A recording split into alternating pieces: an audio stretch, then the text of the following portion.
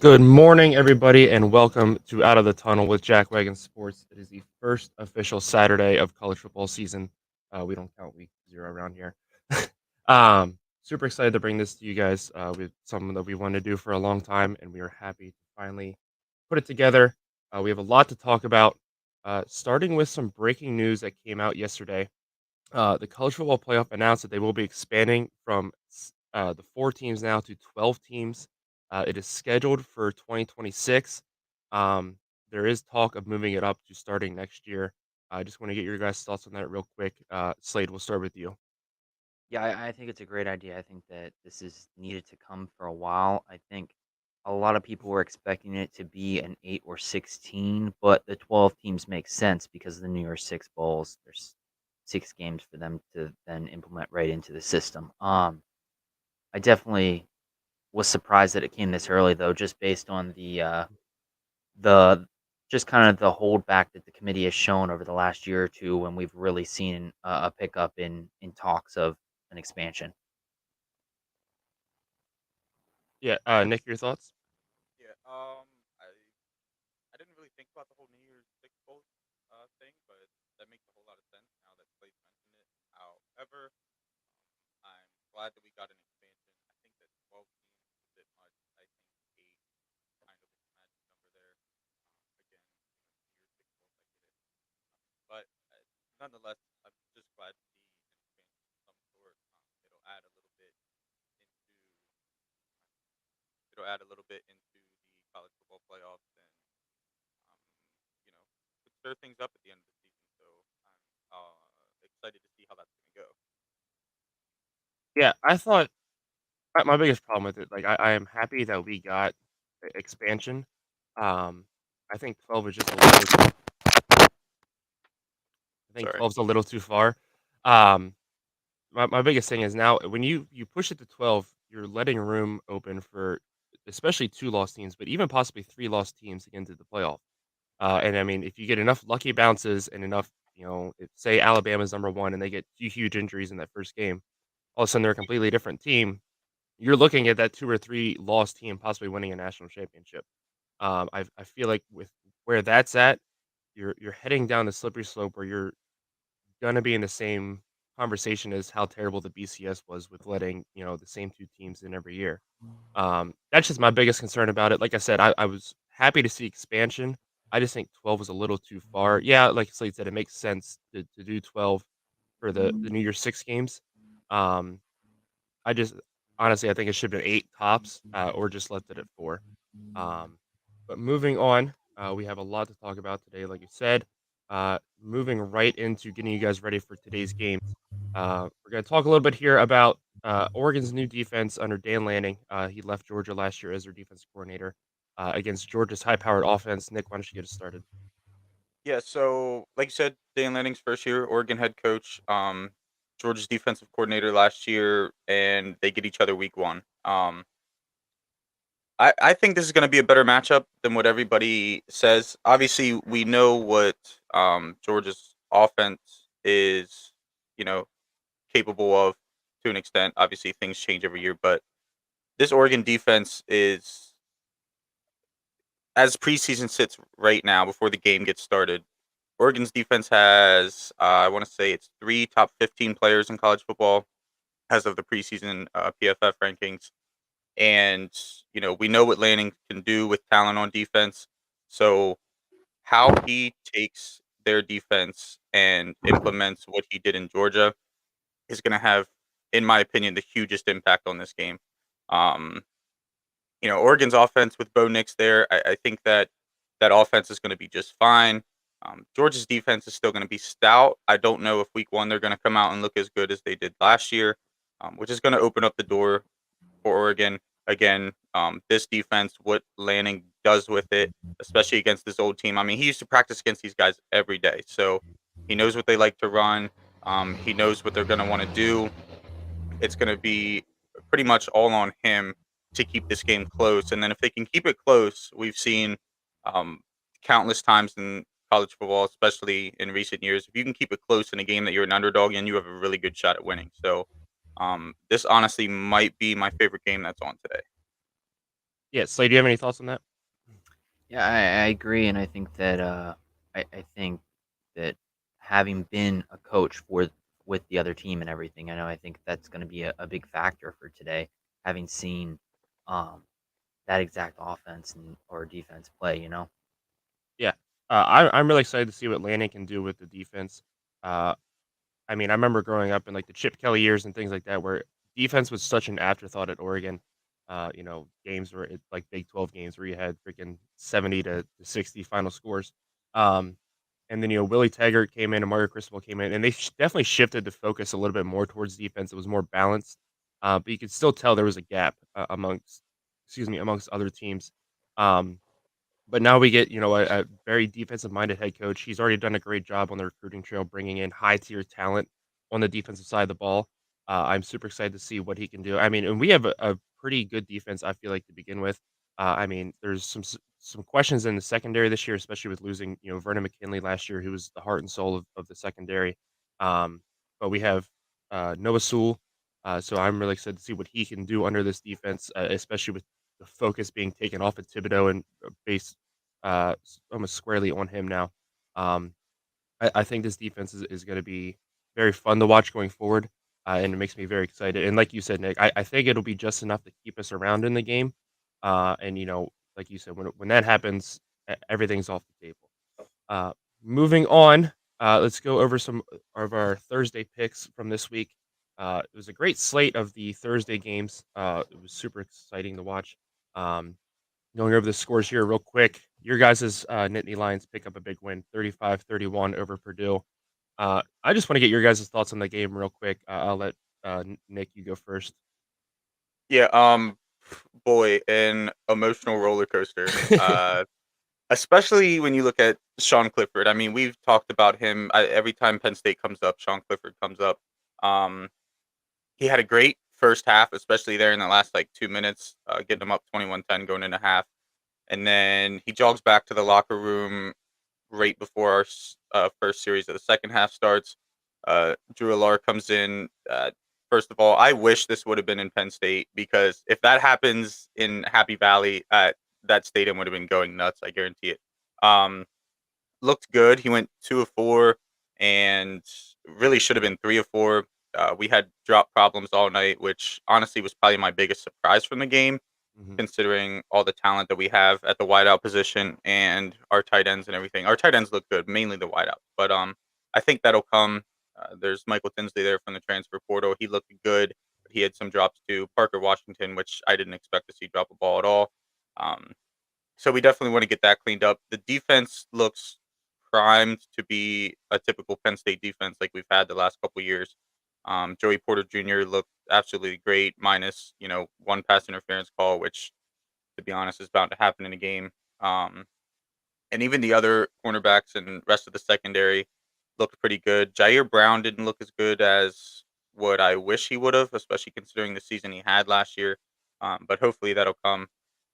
I really didn't hear his name a whole lot making plays, but nonetheless, we went out to Purdue on a blackout. I'm gonna act like that's significant. And one on the road in week one, we've seen Penn State come out and struggle against, say, Akron or Appalachian State or something week one.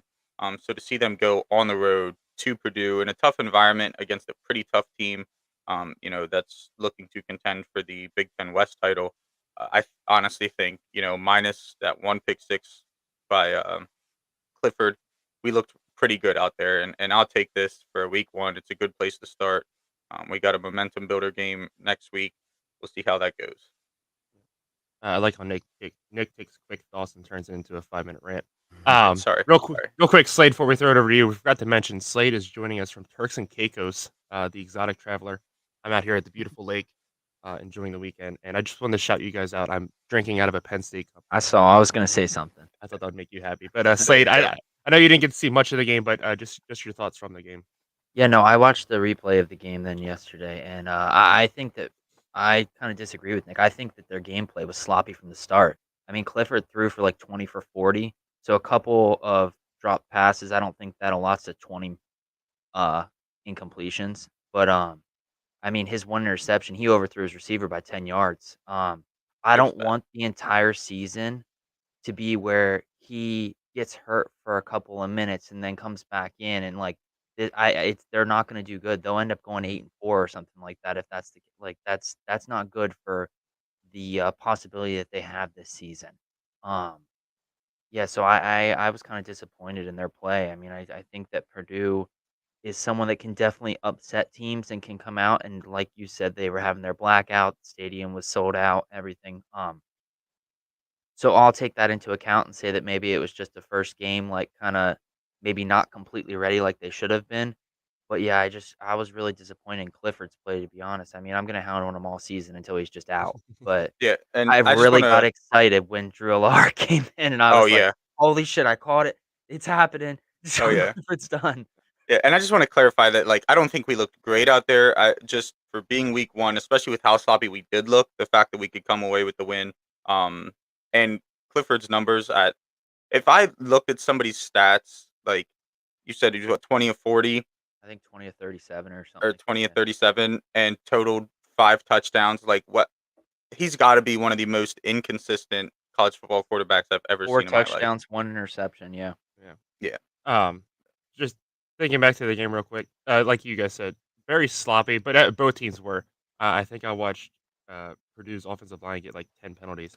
Um, at the same time, though, I always take week one with a grain of salt with that stuff because it's the first like high school and the NFL is different because you have like scrimmages and preseason and stuff like that. College, you don't. You just have practices and you go right into the games. And the 2 years I did it, it's always a tough transition, no matter how experienced you are at the game of football. It's so different when you're playing against another team, another opponent, especially when you're on the road. But nonetheless, so that's what I chalked it up to. But I do want to give a shout out to Sean Clifford. I mean, we are very tough on him here. When he threw that pick, I thought that was it. They were going to Yeah. pack it in.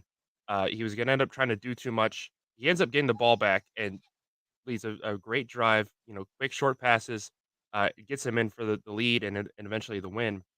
The last thing I want to say is I can't believe Jeff Baum, who's been a head coach for as long as he has, would make a mistake like that. Yeah. This always ticks me off about coaches, and Georgia. I said this yesterday. Georgia can do this today, and it would probably still upset me. Like if you've been a head coach for this long, how do you not understand how to properly manage a clock? They ran one run play out of 17 plays in the final 3 minutes. You just can't do that and expect to win, especially with the lead, especially with the very potent Penn State offense. Granted, they weren't doing a lot the whole day up to that point, but my biggest thing is they were running the ball decently well against Penn State. Not like gashing them, left and right and stuff, but they were getting a couple yards. Yeah, And keep they the just clock down. yeah, they just completely took the ball out of his hands. They and I understand Aiden O'Connell's a great quarterback. I'm excited to see what he can do this year. He looked fabulous at times in that game. But at the same time, you need to understand how to work the clock. Run the ball on second down. Hey, we didn't get it. Okay, now we know we need to throw. You just can't keep throwing balls up because Penn State was loading the box, setting the house. He had no time to set his feet and throw. It just didn't make any sense to me. Moving on, we had another great game. West Virginia Pitt renewed the backyard brawl. This was honestly, I think, the game of the night. I know the Penn State Purdue game was great, but the unfortunate pick six ruined my pick of West Virginia. But the atmosphere was crazy to see. I'm very happy that game is back. It's gonna be back for the next few years. I hope they renew it in the future to just this should be a permanent game. And I said it on Twitter. Pitt needs to play West Virginia and Penn State every single year. And the fact they don't, I think, is a crime. But Pitt gets a win there 38-31. Missouri beats Louisiana Tech 52-24. Nick, sorry about that, buddy. Yeah, that's my bad. And Oklahoma State pulls out the win 58-44. I don't know if you guys saw this at all. I think it was on Fox Sports 1 and it was on with the other games. Oklahoma State was up 51 to like 20. And out of Yeah. nowhere, they came back and they ruined the spread, but they overcashed at least. Gotta ruin the spread. So moving on, here's the updated standings. Slade jumps into first place with our game picks at an 8-2 record. Nick at 6-4. I'm at 5-5. I'm above 500. That's all I care about. Technically, you are 500. Yeah. Well, so. Our cash out standings. Nick leads away with 7-3. Slade and I are both 4-6. Moving on with our show today. Nick's Slade, we're breaking gonna the books. Yes, sir. I can uh, I we're wish I could do it in real life. Like yeah. I put that shit in FanDuel, none of it would have hit. None of it. Oh yeah, absolutely. Slade, we're gonna throw it over to you here real quick. Get your thoughts on the turnaround that both of these programs have gone under here lately, with Cincinnati and Arkansas. Um, 5 years ago, these are 2 teams that, were basically bottom of the barrel in the NCAA, and now all of a sudden they're here. They're fighting for conference championships. We just saw Cincinnati in the playoffs. So I just wanna get your thoughts on the turnaround of both of those programs and what you think has led to this. Yeah, I mean, I think that both their coaches are the reason that has led to this. I mean, Cincinnati hired Luke Fickell a couple years ago, and Arkansas hired Sam Pittman, and both have since taken teams. In 2017, when Luke Fickell took over, Cincinnati had 4 wins, and um, since then they have 7 total losses. In 2018, they went 11-3. In 2019, they went or wait, sorry, 8 total losses. 2019, they went 11-3. 2020, they went 9-1 or yeah, 9-1 during COVID year with their one loss to Georgia in the Peach Bowl by like 3 points. Mhm. And then in 2020 last year, we saw them lose in the college football playoffs to Alabama, and that was their only loss there. They went 13-1. So it's just crazy to see their teams turn around over 5 years. And then on Arkansas's side, Sam Pittman took over a 2-10 team. The next season they went 3-7, which is understandable because Arkansas is different from Cincinnati in that they're in the SEC. So with them being at the bottom of the barrel in the SEC, they're getting they're not getting top tier players that Alabama or Tennessee or like even middle teams are in the SEC. 2021 he went 9-4, and then they made the Outback Bowl and won it last year. So it's just nice to see that this year. Um, Today we'll get to see who's going to be starting for Cincinnati.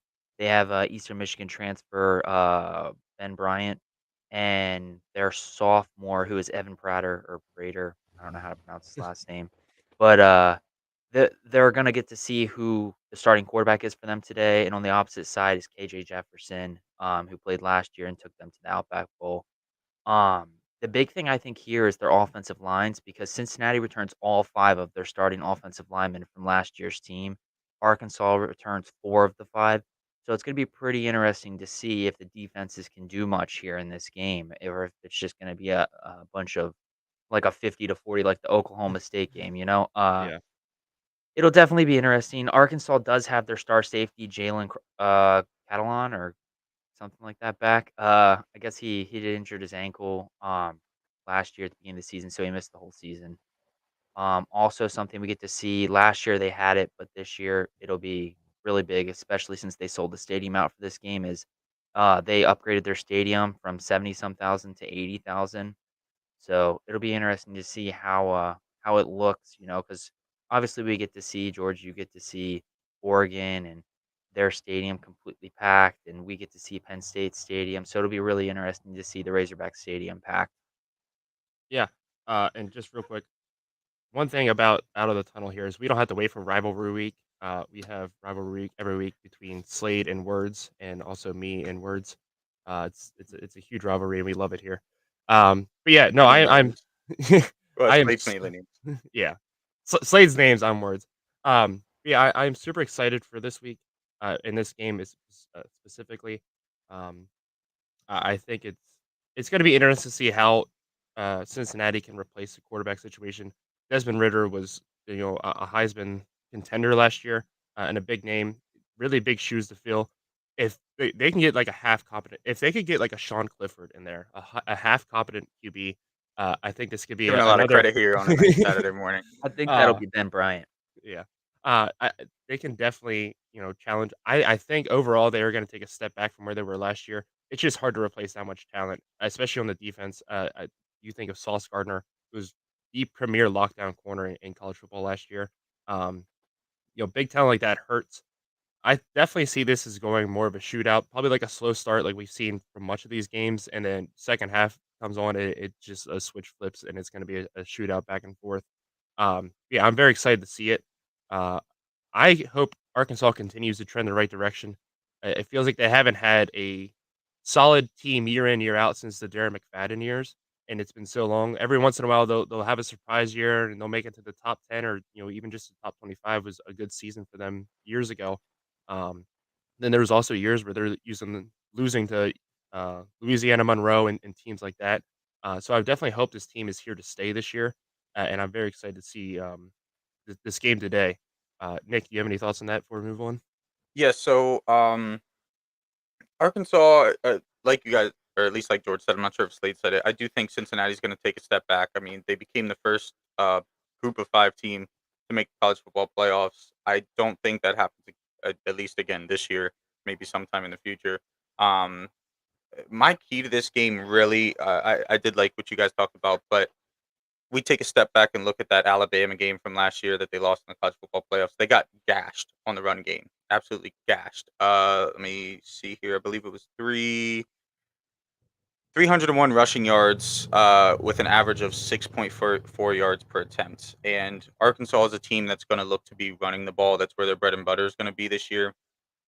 So this is really going to be a good test to see, one, has Cincinnati fixed their run defense issues, and two, is Arkansas going to be able to put the team on their running backs back and be able to get to win. So I think this is a very good um, gauging game for both of these teams here to start the season off.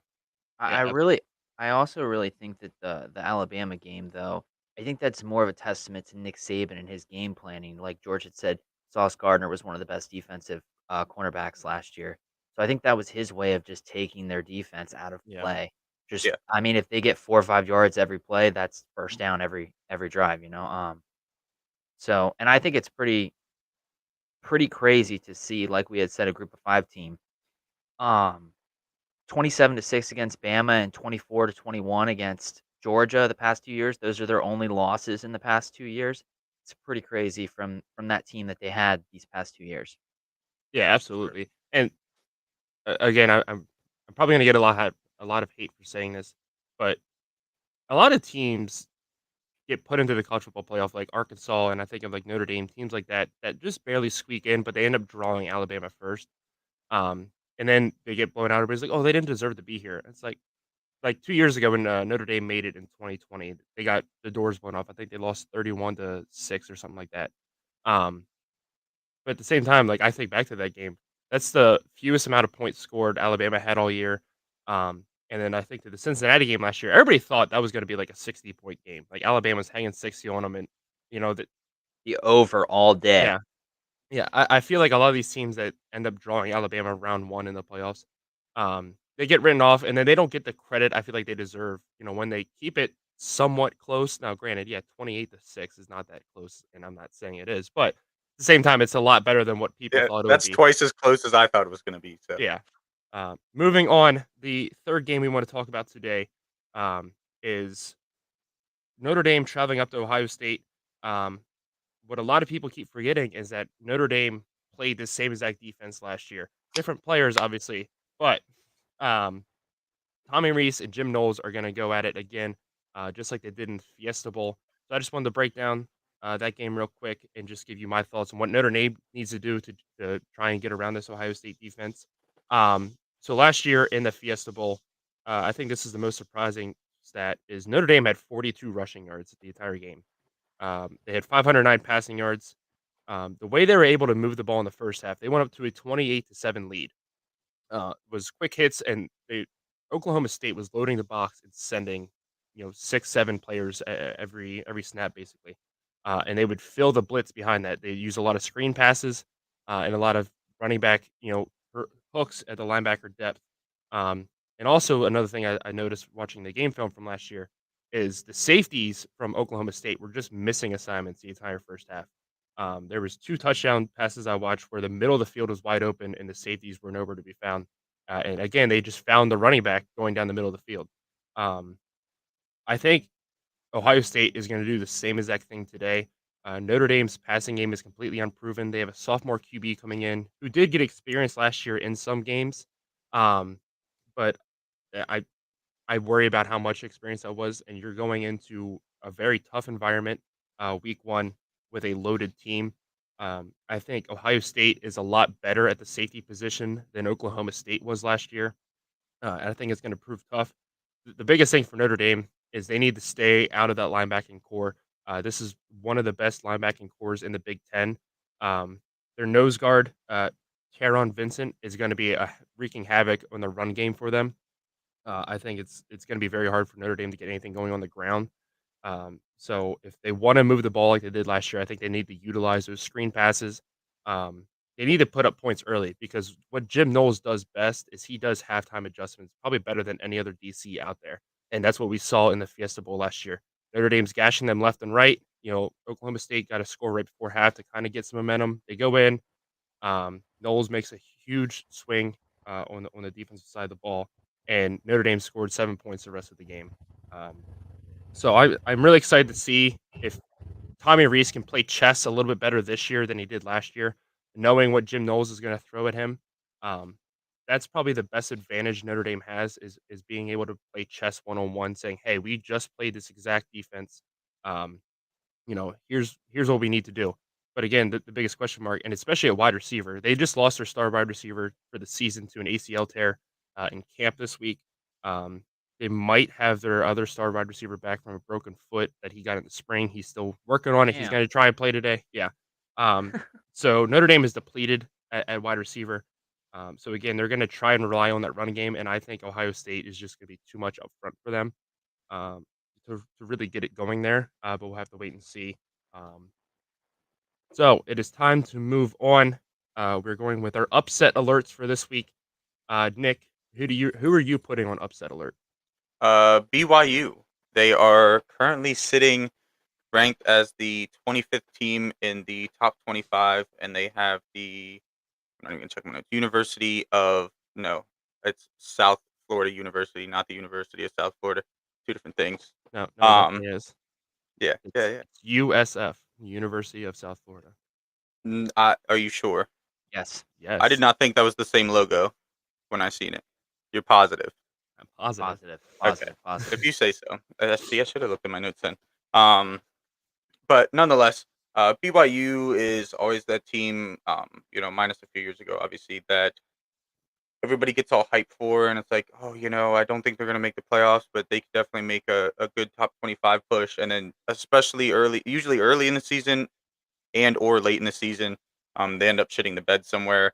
I think this year that they don't deserve to be in the top 25 to start the season, and I think that's going to be proven this week. I think USF is going to come in there and show them who daddy is. I respect it. Slade, who are you putting on upset alert? It's UTSA over Houston. I think that the spread is only 4 points the last time I checked. I mean, that could have changed in the last 2 days, but I think it's still the same 4 points, and I think it's going to be mostly a shootout just because of the teams we're talking about, and so I just feel like Houston is kind of like overranked, even though they're not ranked. I just think they're overranked. Or, I mean, I definitely Right. think this is going to be a great No. game. But like I picked Houston at the beginning of the year to win the American. But either way, I think this is definitely could go down to the wire because I think it's at UTSA. So I'm excited to see that game later today. The team I'm putting on upset alert, and this is probably gonna shock you guys. I'm putting Clemson on upset alert. They're Monday playing. Yeah, they're or playing Georgia. Sunday. Is it Monday or Sunday? It's Monday. Yeah, they're playing Georgia Tech in Atlanta on Monday.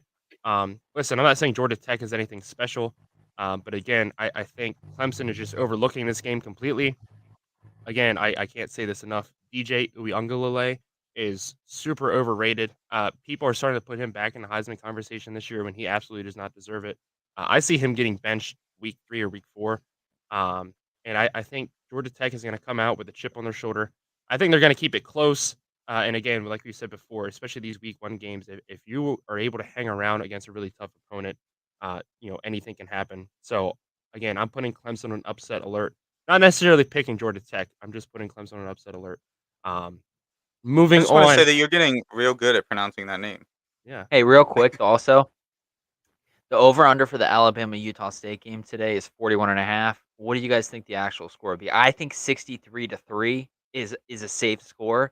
I But think what do you guys Alabama easily hangs 41 on I was gonna say, yeah, I Ohio State think by That's the itself. over/under. Alabama covers themselves. You have Yeah. you have a Heisman quarterback. How do you not predict Alabama alone to score Oh, 41? sorry, Like, sorry. that is That is the spread. 41.5 is the oh, Oh, okay. spread. that's the I thought spread. I'll still okay. take it. Yeah. Yeah. Sorry, Alright. sorry. My bad. Moving on, it is time for our cash out picks. Speaking of over-unders, plus and minuses. Nick, let's get your cash out picks here first. Yes. So I took the Notre Dame plus 17.5. It does scare me a little bit that, like George said, they're two wide receivers, or at least one is definitely out. The other one still might be out, and even if he does come back, he's obviously not going to be 100%. Um, but I think that this is a little more closely contested than what a lot of people think. Yes, it's Freeman's not only first year but first game, and he's got to go into Ohio State and play in that tough environment. But we have seen Ohio State early in the season when they play big games, like you look at last year against Oregon. They have shown tendencies to not. I don't want to necessarily say struggle, but kind of hiccup, stumble a little bit in these early big games. So I think that all Notre Dame really needs to do, kind of like we've been talking about all day, keep it close. This game, if you like tough physical games, this game is going to be one that you're going to want to watch. You're talking about two of the top projected offensive lines in the entire college football field. So it's going to be fun. It's going to be interesting. I think Notre Dame covers that plus 17.5. Again, I'm a little nervous, but we'll see. And then like I said, BYU on upset alert. So at the very least, I am taking USF plus 11.5. I think they cover that fairly easily. And like I said, I think that, they very well could win. So those are my two picks for the day. Crazy how USF means University of South Florida. Yeah, well, South Florida see, University.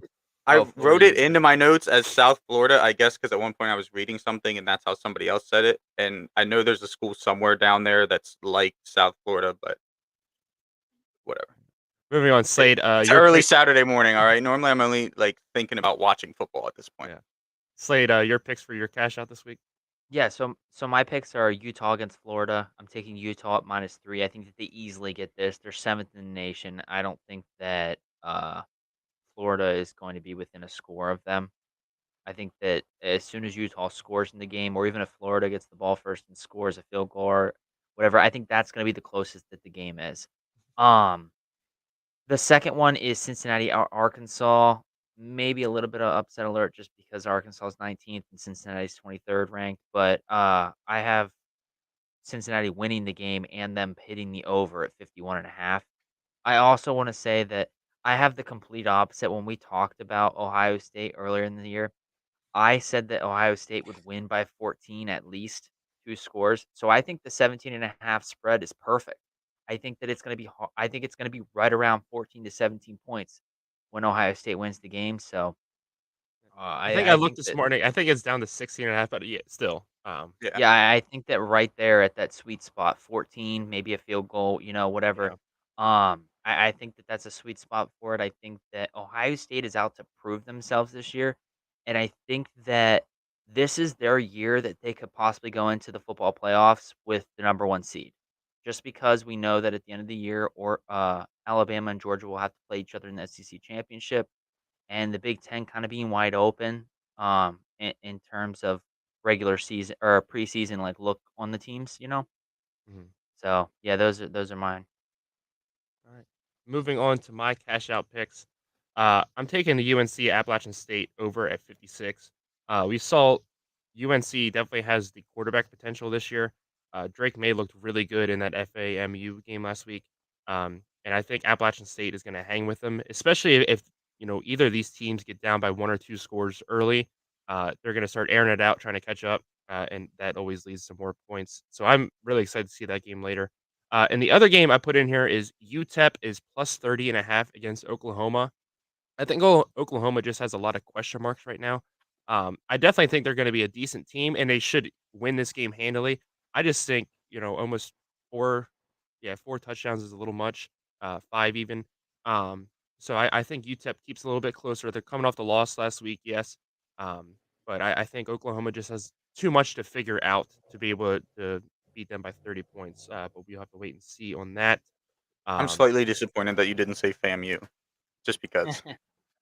Um, and the other game, I So I never bet on my own teams, and we talked about this before. Um, but the other bet I wanted to put in here is Oh, you Oregon. always bet on your own team. No, you don't. Not It's actual just money, but you're hoping oh for them yeah, to win. yeah. Yeah, yeah. But no, I get stressed enough watching the game. I don't need to be watching my bets still. Um, but the other bet I would put in, and I honestly might even do it today, is Oregon at plus 16.5. I think again, yes, I think they're going to win, but I think regardless, I think they keep it closer than 2 touchdowns. But we will have to wait and see. We're doing So some illegal betting today yeah, because George drove to Virginia, so I will be sending money because that's it's still the. illegal to bet in Thursday Steakhouse. Alrighty. That's right. The money So transfer don't go through from there anyway. yeah. Oh, it will. So it is time for the best part of College Football Saturdays, and that is making our game picks. We have 7 games that we're going to select for you today, and let's get a little bit of debate going. And we do not Starting have off, mascot heads, so we apologize no, for that in advance. not yet. But getting started here, first game we're going to pick UNC at Appalachian State, like we just mentioned. This game is not at 3:30 on ABC. It is at noon. Nor is it No, Georgia at minus 16.5. no. I've made these at 2 a.m. I apologize. Um, but your picks for this game, Yeah, I'm going with North Carolina. I think being in Appalachian State that this is going to be a pretty entertaining game, though. Slade. Yeah, I agree. I think, like you had said, George, UNC is gonna really thrive with this quarterback, and I could see the game hitting the over also. Don't know if Yeah. it's 54, but yeah. Whatever the over may be. It's Uh, 55.5. yeah. No, I'm really excited for this game. I think Appalachian State has an underrated environment. Uh, these fans are going to be rabid. They're excited to have a big name college come in and play at App. Living in Charlotte, about an hour away from Boone. Even there, the buzz was big for this game. So I think Appalachian State pulls off. I'm not calling it upset because they're favored. But I'm really excited to see this game. I'm going to take App at home. Moving on, the next game, we'll see if I got the stats right for this one. I did. We have BYU at USF. This is at 4 o'clock on ESPNU. BYU is an 11.5 point favorite. The over/under is at 58. Nick, your pick. Yeah, so like I said a couple minutes ago, I got USF. They're at home. I think BYU's a little overrated. Give them to me all day. Slade. Yeah, so unlike Nick with his SFU pick, I'm picking BYU. I'm also going to go with BYU. I disagree with Nick. I think they're a little underrated. I think this could be a surprise team. They're getting ready to head into the Big 12. They're going to start to build up a little bit of momentum here. They have, Halftime show is yeah, electric. everybody loves a Cougar. But I'm really excited to see this team. They have a stacked schedule this year. They also play Notre Dame and a few other big name teams, and they need to get off on the right foot. USF is definitely a team trending in the right direction, and I think another year or two they can be battling for the American Conference. But I'm really excited to see this game today. But I'm taking BYU. Moving on, Cincinnati at Arkansas. We've already talked about it a little bit. This is at 3:30 on ESPN. Arkansas is a 6.5 point favorite. The over under is set at 53.5. Nick. Yeah, I have Arkansas taking this one. At least that's what I'm saying. Okay, I was gonna say I was hoping I told you that because that's what I was thinking, but I was starting to I was getting a little scared. Like I said, I think Cincinnati's gonna take a little step back here this year. Arkansas has kind of had that team that's been um floating, I guess you could say, in at least when it comes to preseason in looking for the college football playoffs.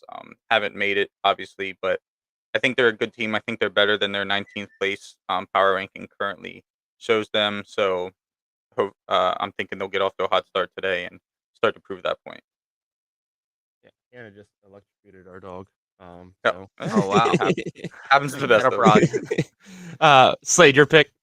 Yeah, so I think Cincinnati can hit all of the bets here. I think they can get the money line. I think they can get the plus 6.5, and I think the game hits the over. So I'm going with Cincinnati in this. I mean, if they hit the money line, I would hope they hit the minus 6.5. I'm just or plus saying all the 6.5. bets possible. I think that they're able to mark all those boxes. Yeah, fair enough. I'm gonna go with Arkansas. I think KJ Jefferson is gonna prove that he's a huge contender for Player of the Year in the SEC. I think he's up there with Will Levis and Bryce Young, and even Stetson Bennett. I'm really excited to see what this offense as a whole can do. Again, I have them pushing Georgia for the SEC East. I don't think they're quite there yet. I think Georgia still just has too much firepower on offense. But this is definitely a team that can do big things in the SEC this year, and I have them starting off week 1. Again, I think Cincinnati just lost a little bit too much from last year. Our next game, we have Utah at Florida. This is 7 p.m. on ESPN. Utah is a 2.5-point favorite. The over/under is at 51.5. Nick, you first. Yeah, I have Utah in this one. I think they build off of another strong season. Um, or not build off another strong season. Build off of their strong season last year and get on pace to have another good season. I think Florida is going to be better than what they have been in the past couple years, but I don't think that we get that from them right here, week 1. I think Utah comes away with this. Slade? Yeah, I agree. I think Utah is able to win this by more than a field goal, so that's who I'm going with. Yeah, I'm also going to go with Utah here. I think Cam Rising is a really good quarterback. Arguably, I think he should be up there in the Heisman conversation. Again, I'm not saying he's quite on the level of Bryce Young and Stetson Bennett and even CJ Stroud, but he is definitely an underrated quarterback. We saw what he did last year when he got put in 3 games into the season, ends up leading Utah to a Rose Bowl. Just came up short in that game. But yeah, I think Florida again is just a little bit still stuck in the rebuilding phase. They have a brand new head coach in Billy Napier. I think he's going to do great things at Florida. But I just don't think that the whole team is gelled together efficiently quite yet. So I have Utah winning this, and yeah, I would definitely take. I think Utah wins by more than a field goal. Moving on, this is the Sunday night game. We have Florida State at LSU. Again, not at 3:30 on ABC. But Nick, you first. Yeah, I had to look back at my notes here just to make sure that I made the right choice. So I am going with Florida State in this one. I think they're going to have a better team than they've had in the past. I think LSU is also going to have a better team, at least than what they have last year and the year before. I don't know to what extent exactly that will mean, but I just think that Florida State's going to steal one here early in the season, week 1, and get a little momentum going. Yeah, I just say whoever made these graphics needs to be fired. Trash. Slade, your pick. Someone's really excited for the Georgia game. I Yeah, I just have know. to tell you.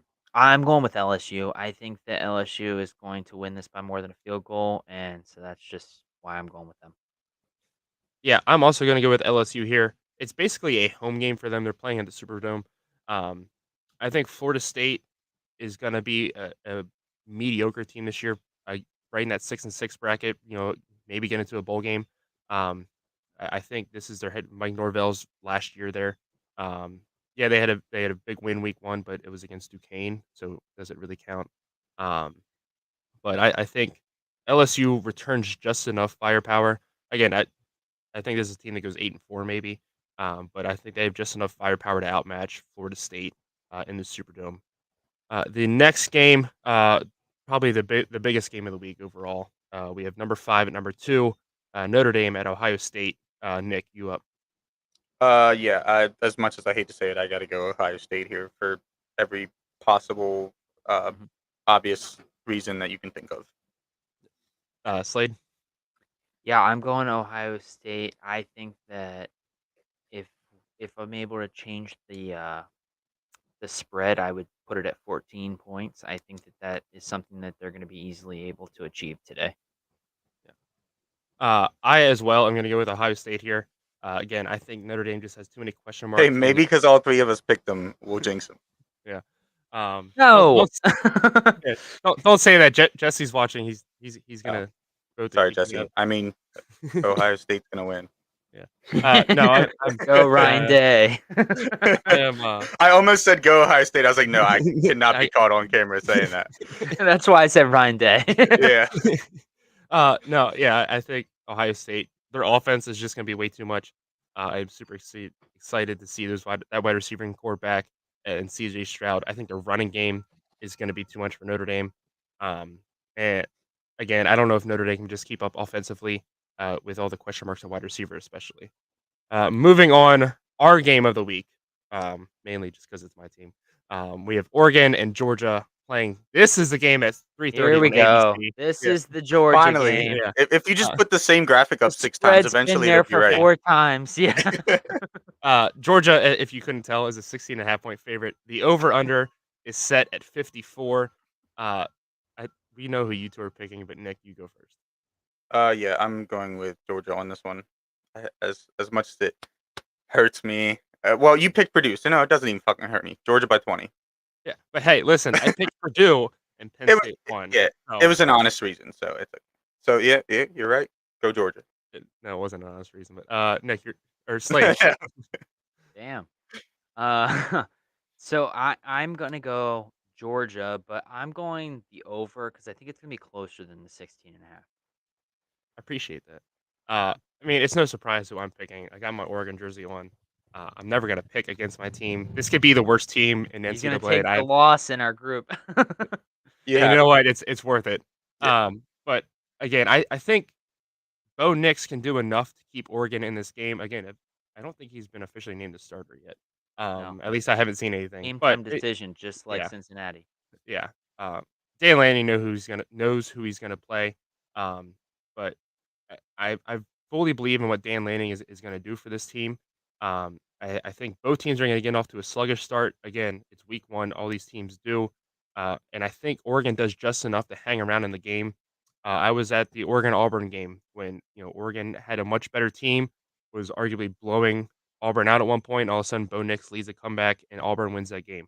Um, so he definitely has some magic in him. He's played SEC teams before. I'm Georgia 3 super times, I believe. yeah. I am super excited to see this game and see what can come of our offense and especially our new defense per se.